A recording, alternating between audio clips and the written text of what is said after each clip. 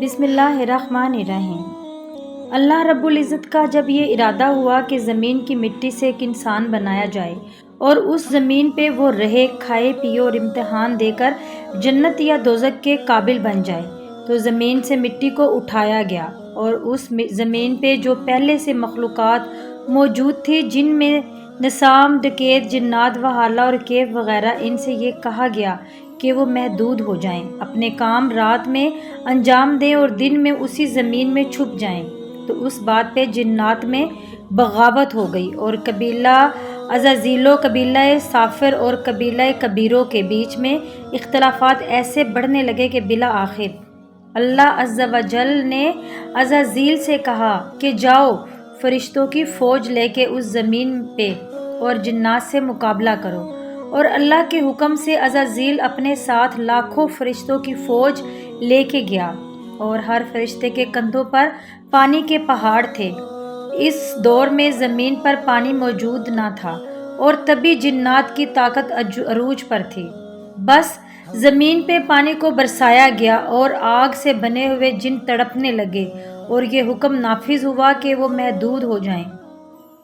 اس زمین پہ آج کے بعد صرف جنات کا راج نہ ہوگا۔ اور یوں کچھ تڑپنے لگے، کچھ بھڑکنے لگے، کچھ رونے لگے اور بالآخر فرشتوں نے فتح حاصل کی اور جنات کو شکست مل گئی۔ لیکن وہ جو پانی کے پہاڑ فرشتے جنت سے لے کے زمین پر آئے تھے، وہ جنت کا پانی زمین پر پھیل چکا تھا اور یوں اس پانی نے سمندر کی شکل اختیار کر لی، اور تب سے وہ سمندر کا پانی سورج کی گرمی سے فضا کے توسط سے آسمان میں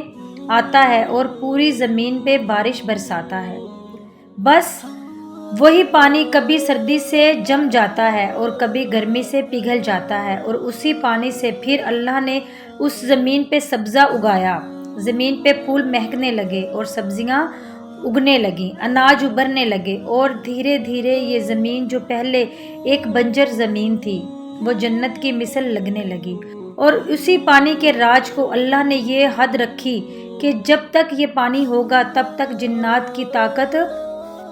انسانوں پہ حاوی نہیں ہوگی۔ تب ہی اگر کسی انسان پہ جن کبھی کبھار قبضہ کر بھی لے تو اس کو پانی مارا جاتا ہے، کیونکہ پانی سے جن تڑپ اٹھتے ہیں۔ اور اس پانی سے ایک فائدہ لیا گیا کہ عنقریب اللہ ایک مخلوق بنا چکا ہے جس کو اشرف المخلوقات کے لقب سے نواز چکا ہے۔ اس مخلوق کو اس زمین کے سینے پہ اتارے گا اور اس کی زندگی اس پانی کے سبب بڑھائے گا۔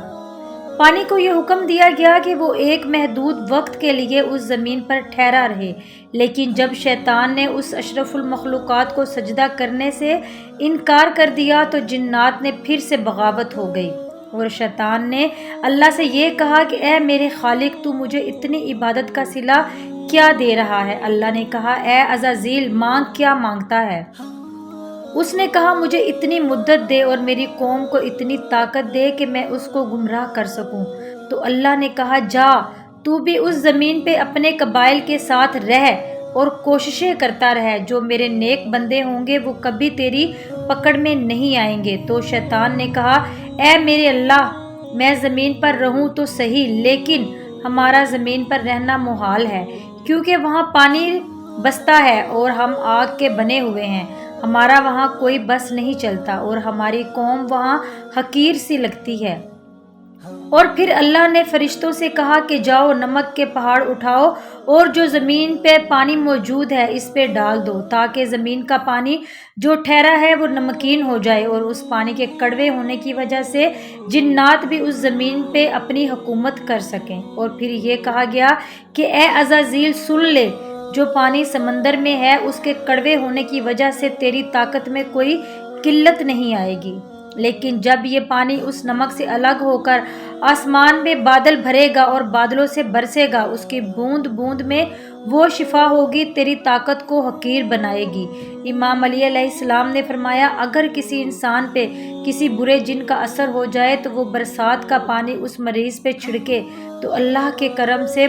برا جن بھی بہت تکلیف دیکھے گا اور انسان سے دور ہو جائے گا۔ اللہ رب العزت ہمیں نیک کام کرنے کی توفیق عطا فرمائے اور ہمارا خاتمہ ایمان پر کرے، آمین یا رب العالمین۔